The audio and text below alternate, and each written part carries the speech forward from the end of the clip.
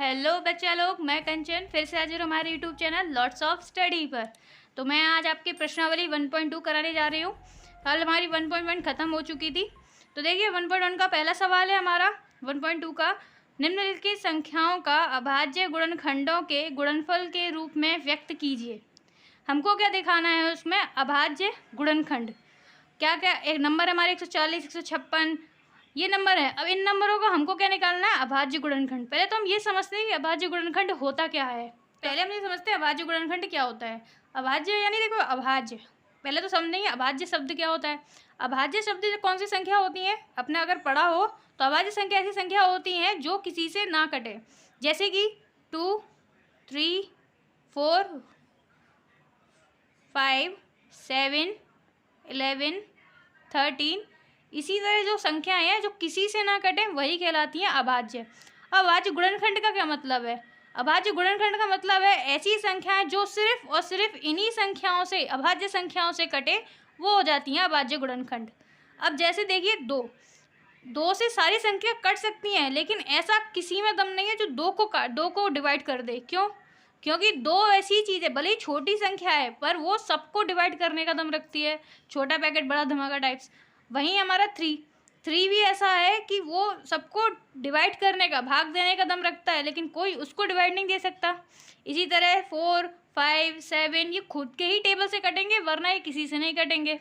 कुछ इस तरह का इनका रूल होता है। तो इन्हीं को हम क्या कहते हैं? अभाज्य गुणनखंड। अब देखिए जैसे 2 का जो रूल होता है, जब वो संख्याएं कटेंगी 2 से, उनकी शर्त क्या होती है कि लास्ट में क्या होना चाहिए? लास्ट में होना चाहिए या तो 0 या 2, 4, 6, 8, ये नंबर लास्ट में होने चाहिए। अगर ये लास्ट में नंबर है तो वो 2 से डिवाइड हो जाएंगे। 3 की शर्त क्या होती है? तो 3 की शर्त होती है कि यदि कोई नंबर है और उनका जो योग है, यदि कोई नंबर है उनका योग 3 से विभाजित हो जाए, 3 से विभाजित हो जाए, उन्हीं 3 से विभाजित हो जाए, उन नंबरों का योग वही कहलाता है, वही 3 से डिवाइड होती हैं। अब इसके लिए आपको एक एग्जांपल दे देती हूँ। जैसे कि हमने लिखा है 327। 327 क्या 3 से डिविजिबल है? कैसे पता करेंगे? अब पता करने के लिए मैंने कहा तीनों नंबरों को आप ऐड कर दीजिए। 3 + 2 + 7 कितना आता है? 5। और 5 और 7 कितना? 5 और 7 कितना हो जाएगा? तो 5 और 7 हो जाएगा हमारा 12। क्या 12 3 से डिविजिबल है? बिल्कुल है। यानी ये नंबर क्या हो जाएगा? 3 से भाग चला जाएगा इसमें। इस तरह से कोई रूल होता है इसमें। देखिए इसमें मैंने अब 4 लिख दिया था, 4 मैंने गलती से लिख दिया, 4 नहीं होगा इसमें, क्योंकि अभाज्य गुणनफल 4 नहीं होता। 4 जो है 2 से भी डिविजिबल हो जाता है। अब देखिए इसके आगे, अब ये हमें ये समझना है कि अभाज्य गुणनखंड कौन कौन से होते हैं। तो अभाज्य गुणनखंड 1, 2, 3, 5, 7, 11, इसी तरह जो संख्या एक किसी से ना कटे, अपनी टेबल से कटे, उन्हीं को अपन अभाज्य गुणनखंड कहते हैं। अब मैं आपको सवाल कराना स्टार्ट करती हूँ। सवाल से आप धीरे धीरे चीज़ें और समझेंगे। तो देखिए जैसे कि हमारा पहला सवाल है 140। 140 का करना है हमें अभाज्य गुणनखंड। तो किस तरह करेंगे? अभाज्य गुणनखंड करने का सिंपल सा एक तरीका होता है, वह होता है एलसीएम करके निकालने का। एलसीएम करके निकाल लेते हैं। इसका एलसीएम करेंगे तो कितना आ जाएगा? 2 से करेंगे। अब देखिए लास्ट में क्या है? 0। और 0 कैसे डिविजिबल होगा? 2 से। तो 2 का मैंने लगा दिया, किया तो कितना हो जाएगा? 2 से 2 7 14 और 0। फिर देखिए लास्ट में फिर 0 आ गया। फिर 2 से करेंगे, 2 3 6, 1 हासिल, 2 पंजे 10। यहाँ पे 1 हासिल हो जाएगी, 2 पंजे 10 हो जाएगा। अब लास्ट में क्या आ गया? 5। 5 किससे डिविजिबल है? तो देख लेते हैं। 5 लास्ट में जब भी आए, मतलब जब भी, इसका रूल क्या है? 5 लास्ट में आए तो ज़्यादातर वो 5 की ही टेबल से, यानी 5 के पहाड़े से हमेशा विभाजित हो जाएगा। तो 5 से देख लेते हैं। अगर आप कहें 3 से ट्राई करना है तो 3 से ट्राई करने के लिए 3 का हम जब भाग लगाएंगे, मैंने कहा इन संख्याओं का योग क्या होना चाहिए? 3 से कट जाना चाहिए। 5 और 3 कितना होता है? 8। क्या 8 3 से डिविजिबल है? बिल्कुल नहीं है। तो इसीलिए इसको 5 से करेंगे। 5 से किया, कितनी बार जाएगा? 5 7 35, 7 आ गया और 7 से चला गया। अब देखिए अभाज्य गुणनखंड है कि नहीं है? 2 2 5 7 सारे अभाज्य हैं। तो हमारे अभाज्य गुणनखंड इसके कितने आ गए? 2 × 2 × 5 × 7। यही है हमारे अभाज्य गुणनखंड। ईजी है समझना, बस एलसीएम, जिनको एलसीएम आता है वो अच्छे से इजीली कर सकते हैं, लेकिन जिनको नहीं आता वो चीज़ों को समझ लें। आगे हम चलते हैं, सेकंड सवाल है हमारा। तो देखिए सेकंड है हमारा, सेकंड है 156। अब 156 का फिर से एलसीएम ले लेते हैं। तो 156 का हमने एलसीएम लिया। अब देखिए लास्ट में क्या है 6, और 6 किससे कटेगा, 6 मैंने बताया 6 जब लास्ट में आ जाए नंबर के तो किससे डिविजिबल है, 2 से। तो 2 से हम डिवाइड कर देते हैं इसको। तो 2 से डिवाइड किया कितना आ जाएगा। अब देखिए 2 का हमने 1 में दिया तो 1 तो जाएगा नहीं, तो हमने पूरा 15 ले लिया। जिस तरह से आप भाग लगाते हैं, कहीं ना कहीं ये भाग वाली प्रोसेस है। आप भाग लगाइए 2 का 156 में आप भाग लगाइए, तो जो भाग लगाने पर आंसर आएगा वही हम यहाँ शॉर्ट में वो चीज़ कर देते हैं। भाग यहाँ पर भाग इसको बोल देते हैं और यहाँ पर इसको एलसीएम बोल देते हैं। बस करने का तरीका सेम होता है, बोलने का तरीका अलग बोल देते हैं इसको। तो देखिए इसमें करेंगे 2 सत्ते 14, 1 हासिल, 2 अट्ठे 16, फिर 8 आ गया, और 8 किससे डिविजिबल हो जाएगा, 2 से।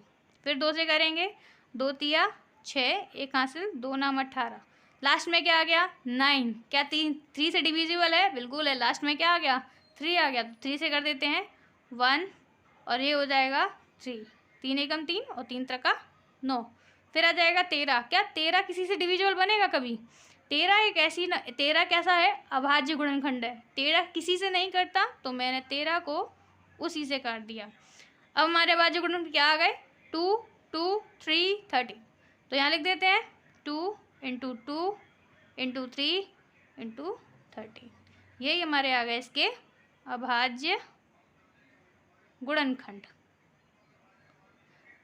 अब हम तीसरा सवाल करते हैं। तीसरा सवाल किस तरह होगा, सवाल है हमारा 38, 25। इसका भी हमें क्या निकालना है, अभाज्य गुणनखंड। तो वहीं से निकाल लेते हैं एलसीएम से। तो एलसीएम लिया मैंने 38, 25, लास्ट में क्या है 5, किससे डिविजल हो जाएगा, 5 से हो जाएगा। 3 से देखना है आपको, 3 से ट्राई कर लीजिए। तो 3 से करेंगे 3 एकम 3, यहाँ करेंगे तो 3 दूनी 6, 2 हासिल आ जाएगा, 3 7 21। तो देख लेते हैं 3 में इसका योग करते हैं कितना हो जाएगा, 8 और 3, 3 + 8 + 2 + 5। देखिए कितना हो जाएगा, 8 और 2 10, 10 और 3 13, 13 और 5 हो जाएगा 18। क्या 3 से डिविजिबल है, बिल्कुल है। 3 से भाग चला जाएगा इसका, तो इसको 3 से कर लेते हैं। 3 से किया 3 एकम 3, यहाँ किया 3 दूनी 6, 1 हासिल, कितनी हासिल आई 3 दूनी 6, 2 हासिल आई 22 हो गया, 3 7 21, 21 हो गया, तो 1 हासिल आई, 3 पंजे 15, हो गया डिविजिबल। अब देखते हैं ये किससे डिविजिबल हो जाएगा। तो ये देखिए 2, यहाँ देख लेते हैं 2 + 1 + 7 + 5, इनका क्या हो जाएगा, ये हो जाएगा 3, ये हो जाएगा 7, 3 कितना हो जाएगा 10, और ये 15। क्या 3 से डिविजिबल है, बिल्कुल डिविजिबल है। इसको फिर से कर देते हैं 3 से। तो यहाँ 3 का हमने भाग लगाया एलसीएम के लिए, तो यहाँ आया 3 चौक 12, यहाँ करेंगे 3 दूनी 6, 1 हासिल, 3 पंजे 15, 3 से फिर डिविजिबल हो गया। फिर से देख लेते हैं अब क्या कटेगा, 3 से फिर से कट जाएगा क्या। तो यहाँ देखते हैं 4, 2 और 5, कितना हो जाएगा, 4 और 2 6, 6 और 1 6 और 5 11। क्या 11 3 से डिविजिबल है, बिल्कुल नहीं है। तो अब 3 का नहीं लगाएंगे, अब किसका लगाएंगे, लास्ट में 5 होता है तो 5 से लगा लेते हैं। 5 × 40, कितना बचेगा 2 पचम 25, फिर 5 से लगा लेते हैं। 5 एकम 5, 3 5 सत्ते 35, 17 आ गया। अब 17 एक कैसा गुणनखंड है जिसका कोई भी गुणनखंड नहीं मिलता, वो अपनी टेबल से ही कटता है। तो आ जाएगा 17 से 17 चला जाएगा। इसके अभाज्य गुणनखंड कितने आ गए, तो इसके आ गया है 3 × 3 × 5 × 5 × 17। ये आ गए हमारे अभाज्य गुणनखंड। इसी तरह आप निकाल सकते हैं सारे। अब मैं आपको कराती हूँ चौथा सवाल। तो चौथा है हमारा 5005। इसका कैसे करेंगे, फिर से इसका अभाज्य गुणनखंड निकालने के लिए एलसीएम ले लिया हमने 5005। अब लास्ट में कितना 5, मैंने कहा हमें क्या देखना है, दो चीज़ों को ट्राई करना है, एक 3 को एक 5 को। तो 5 और 5 10, क्या 10 3 से विभाजित हो जाएगा, बिल्कुल नहीं होगा। तो हम क्या करेंगे, इसको 5 से करेंगे। तो इसको करेंगे 5 × 5 0 0, फिर एक बार चला जाएगा। कितना आ गया हमारा? 1001। फिर देख लेते हैं अब किससे जाएगा ये। तो अब ये किससे जाएगा? 3 से देख लेते हैं, क्या 3 से चला जाएगा? तो ये हो जाएगा 2, बिल्कुल नहीं होगा 3 से। फिर ये किससे जाएगा? हमने यहाँ से देखा क्या 3 से नहीं गया, 5 से नहीं जाएगा। फिर हम आएंगे कौन सा अभाज्य होता है? 7। क्या 7 से चला जाएगा? अभाज्य गुणनखंड हमारा 7 होता है। तो 7 से देख लेते हैं डिवाइड करके, क्या हो जाएगा? 7 एकम 7, 10 में से क्या तो 3, 0, 7 चौक 28, कितना आ जाएगा? 2 और एक आएगा 7 या 21, बिल्कुल चला जाएगा, आराम से चला जाएगा हमारे साथ। तो हम 7 से कर देते हैं इसको। कितनी बार जाएगा? 143। अब 143 किससे जाएगा? तो डिवाइड करके देख लेते हैं। तो 3 से जाएगा नहीं, 5 से भी नहीं जाएगा, 7 से बिल्कुल नहीं करते हैं। किससे? 11 से करके देख लेते हैं एक बार।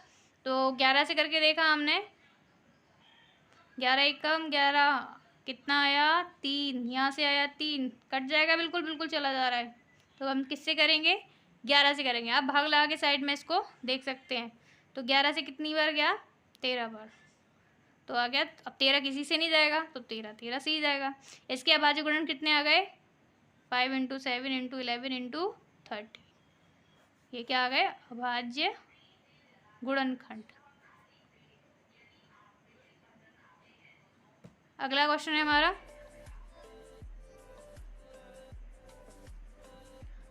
74 29। 74 29 इसका कैसे करेंगे? फिर से ले लेते हैं 7429। इसका करते हैं तो कितना होगा? क्या ये 9 है? क्या 3 से चला जाएगा? एक बार ट्राई करते हैं। तो हमने कहा 7 4 2 9, कितना हो जाएगा? 7 और 4 11, 12 13, 13 में 9 जोड़ेंगे तो हो जाएगा 22, नहीं जाएगा। तो 3 ये किससे नहीं जाएगा? 3 से तो नहीं जाएगा। आगे देख लेते हैं 9 किसकी टेबल में और आता है। इसलिए हमने लास्ट डिजिट देखी, क्या है? 9। 9 कैसी होती है? एक तरह से विषम संख्या होती है। अब विषम संख्या है तो विषम जो अभाज्य जो है विषम जैसे, उन्हीं से डिविजिबल होगी। तो हमने यहाँ हम इसको बारी बारी से करके देखते हैं। 3 से करेंगे तो नहीं जाएगा। फिर हम देखेंगे 7 से भी नहीं जाएगा, 11 से भी नहीं जाएगा, 13 से ही नहीं जाएगा।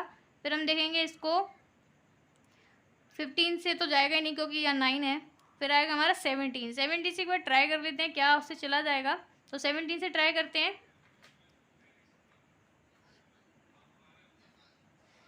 17 से भाग लगा के देखती हूँ इसको, तो हो जाएगा 17 चौक 68, यहाँ बचेगा 6 2, कितनी बार जाएगा? 3 बार, 17 51, फिर कितना बचेगा? 1, और यहाँ से बचेगा 1, और यहाँ 9, 17 7 119। हाँ, तो 17 से डिविजिबल हो गया हमारा, 17 से हो जाएगा। हम यहाँ रख लेंगे 17 से डिविजिबल है कितनी बार? 4 3 7। अब ये 4 3 7 किससे डिविजिबल होगा? तो इसको भी हम लगा के देख लेते हैं। 3 से देखते हैं। तो देखिए 3 से क्या हो जाएगा? तो यहाँ लगा 7 और 7 और 7 14, नहीं होगा 3 से। 5 से तो बिल्कुल नहीं होगा। 7 से देख लेते हैं। तो 7 6 42, एक हासिल, 17 आता ही नहीं है। 9 से देखेंगे तो 9 9 पंजे 45, 9 चौक 36, बिल्कुल नहीं आएगा। आगे चलते हैं हम 11 से नहीं जाएगा। 13 से ट्राई कर लेते हैं। डिवाइड लगाया तो कितना हो जाएगा? 13 3 39, यहाँ बचेगा 4 7, बिल्कुल नहीं होगा। 13 से भी नहीं हो रहा। फिर 13 से हम 15 से जाएंगे, 15 से नहीं होगा क्योंकि लास्ट में 7 है। फिर हम किससे जाएंगे? 17 पे। तो 17 से देख लें, 17 3 39, नहीं होगा, 17 से नहीं होगा। तो हम आगे जाएंगे 19 से देख लेते हैं, ट्राई कर लेते हैं 19 से। 19 से कम 19 दूनी 38, कितना बच गया? तो यहाँ बचा, यहाँ कितना? 5, यहाँ 0, यहाँ 7 57 हो गया। 13 तारीख 13 चौक 19 तिया 57, कट गया 23 बार। तो कट गया 19 से कितनी बार? 23 बार। अब 23 कैसा है? 23 ऐसा पार्ट है जो किसी से नहीं डिवाइड होगा। तो 23 से 23 ही जाएगा। इसके अभाज्य गुणन कितने आ गए? 17 19 और 23। ये इसके आ गए अभाज्य गुणनखंड। तो आज मैंने आपको सारे फर्स्ट जो क्वेश्चन है उसके सारे सवाल करा दिए, और जो उनमें तरीका होता है अभाज्य गुणनखंड किसे कहते हैं वह भी मैंने बता दिया।